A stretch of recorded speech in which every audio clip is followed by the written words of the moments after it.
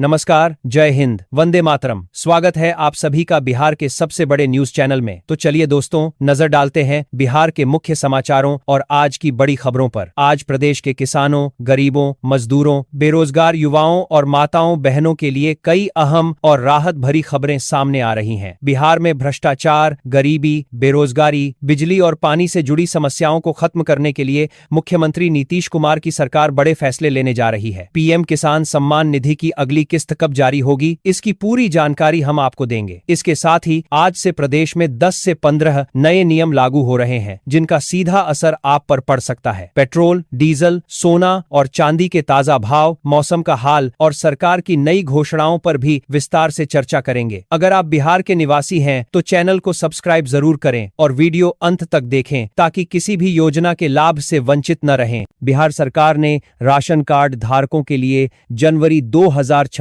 से एक नया नियम लागू किया है। राष्ट्रीय खाद्य सुरक्षा अधिनियम के तहत लाभार्थियों को मिलने वाले खाद्यान्न का अनुपात 1:4 से बदलकर 2:3 कर दिया गया है। इस बदलाव से लाभुकों को अब पहले से अधिक चावल मिलेगा। यह निर्णय राज्य सरकार द्वारा उपभोक्ता मंत्रालय के आदेश के बाद लिया गया है और यह आ तथा PH लाभुकों को प्रभावित करेगा।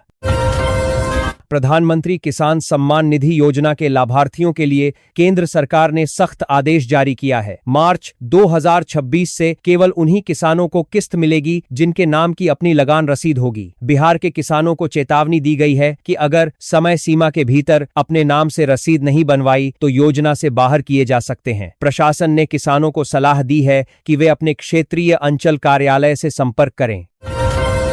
बिहार में 12वीं पास युवाओं के लिए मेगा जॉब कैंप का आयोजन किया जा रहा है, जिसमें 14,900 रुपये प्रति माह तक की सैलरी वाली नौकरियां उपलब्ध हैं। राज्य भर में रोजगार के अवसर बढ़ाने के लिए पटना में विशाल रोजगार मेला आयोजित किया जा रहा है। इसके अलावा बिहार लोक सेवा आयोग ने असिस्टेंट एजुकेशन डेवलपमेंट ऑफिसर के 935 पदों के लिए भर्ती की घोषणा की है, जो युवाओं के लिए सुनहरा अवसर है।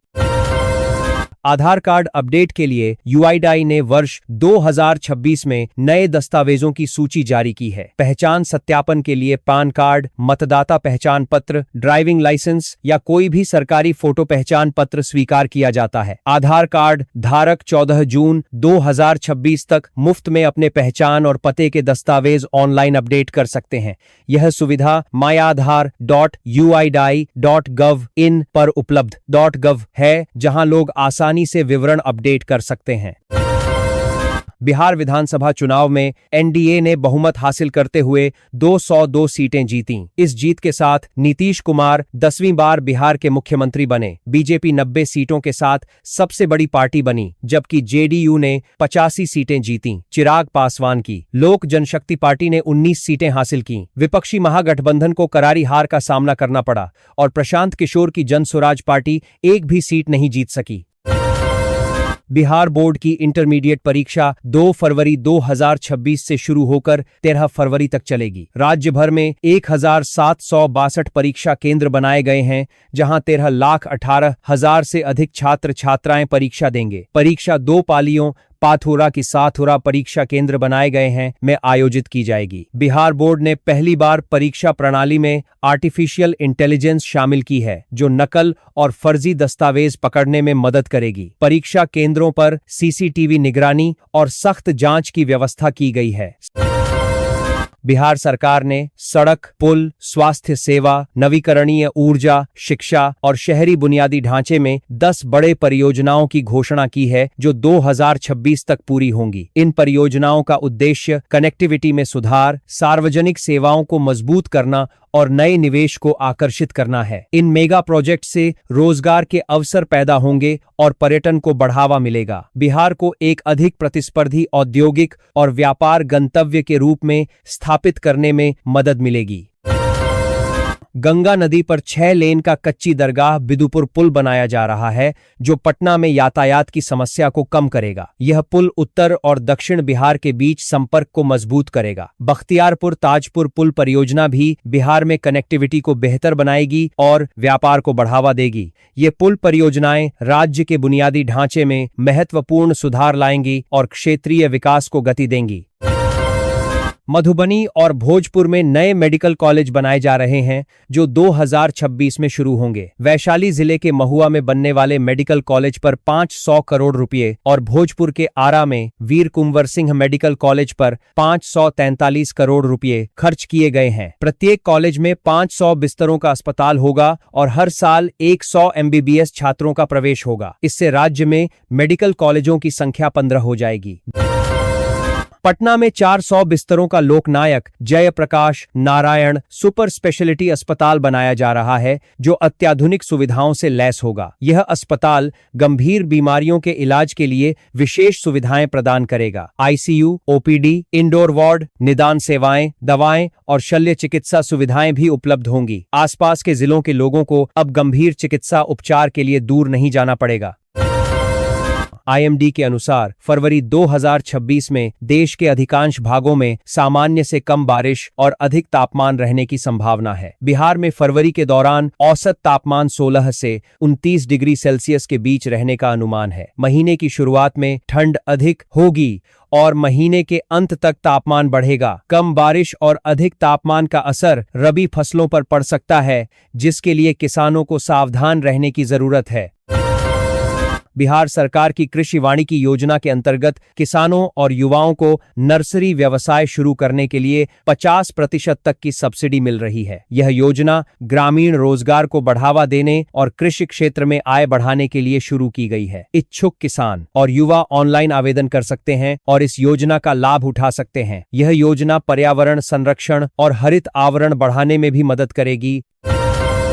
मुख्यमंत्री कन्या उत्थान योजना के तहत स्नातक पास करने वाली बेटियों को सरकार की ओर से 50,000 रुपये की वित्तीय सहायता दी जा रही है। यह योजना बालिकाओं की शिक्षा को प्रोत्साहित करने और उन्हें आत्मनिर्भर बनाने के लिए शुरू की गई है। पात्र छात्राएं ऑनलाइन आवेदन कर सकती हैं और 750 करोड़ रुपये की राशि जारी की जा चुकी है। यह राशि सीधे लाभार्थी के बैंक खाते में भेजी जाती है। मुख्यमंत्री स्वयं सहायता भत्ता योजना के अंतर्गत बेरोजगार युवाओं को 1,000 रुपये प्रतिमाह बेरोजगारी भत्ता दिया जा रहा है। यह योजना शिक्षित बेरोजगार युवाओं को आर्थिक सहायता प्रदान करने के लिए शुरू की गई है। लाभार्थी 2 वर्षों तक इस भत्ते का लाभ उठा सकते हैं। योजना के तहत कौशल विकास प्रशिक्षण भी दिया जाता है, जिससे युवाओं को रोजगार पाने में मदद मिलती है। बिहार वृद्धा पेंशन योजना के अंतर्गत 60 से 79 वर्ष के बुजुर्गों को 400 रुपये प्रति माह और 80 वर्ष से अधिक उम्र वालों को अधिक राशि पेंशन के रूप में मिल रही है। यह योजना वृद्ध नागरिकों को सामाजिक सुरक्षा प्रदान करने के लिए शुरू की गई है। पात्र लाभार्थी ऑनलाइन या ऑफलाइन आवेदन कर सकते हैं। पेंशन की राशि सीधे बैंक खाते में जमा की जाती है, जिससे बुजुर्गों को नियमित आय मिलती रहती है। बिहार श्रमिक लेबर कार्ड योजना में श्रमिक कार्ड बनवाने पर 5,000 रुपये की सहायता राशि दी जा रही है। यह योजना असंगठित क्षेत्र के श्रमिकों को लाभ पहुंचाने के लिए शुरू की गई है। श्रमिक कार्ड धारक विभिन्न सरकारी योजनाओं का लाभ उठा सकते हैं, जिसमें स्वास्थ्य बीमा, छात्रवृत्ति और अन्य कल्याणकारी योजनाएं शामिल हैं। पंजीकृत श्रमिकों को दुर्घटना बीमा और मातृत्व लाभ भी मिलता है।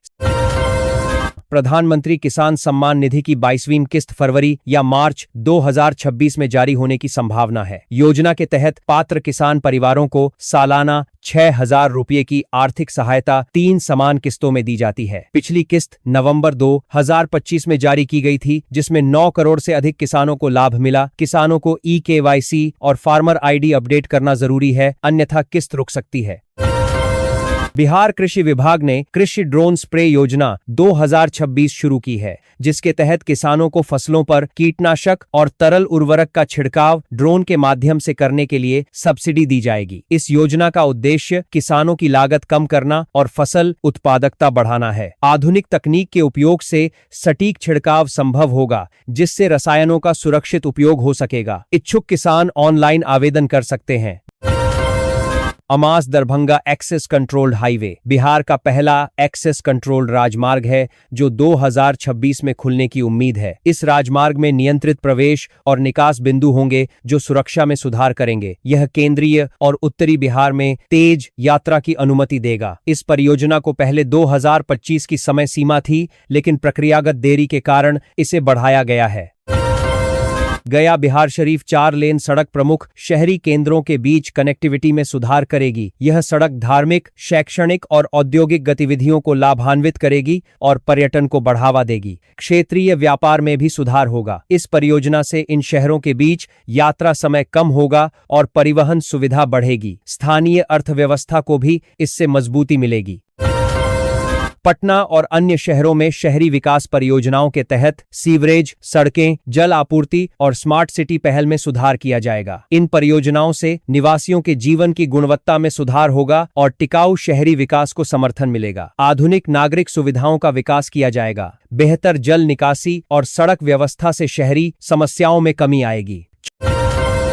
बिहार में शैक्षिक बुनियादी ढांचे के विकास और गुणवत्तापूर्ण शिक्षा प्रदान करने पर जोर दिया जा रहा है। राज्य में नए स्कूल और कॉलेज खोले जा रहे हैं। शिक्षा के क्षेत्र में डिजिटल तकनीक का उपयोग बढ़ाया जा रहा है। छात्रों के लिए विभिन्न छात्रवृत्ति योजनाएं चलाई जा रही हैं। शिक्षकों के लिए प्रशिक्षण कार्यक्रम आयोजित किए जा रहे हैं, जिससे शिक्षण की गुणवत्ता में सुधार हो रहा है।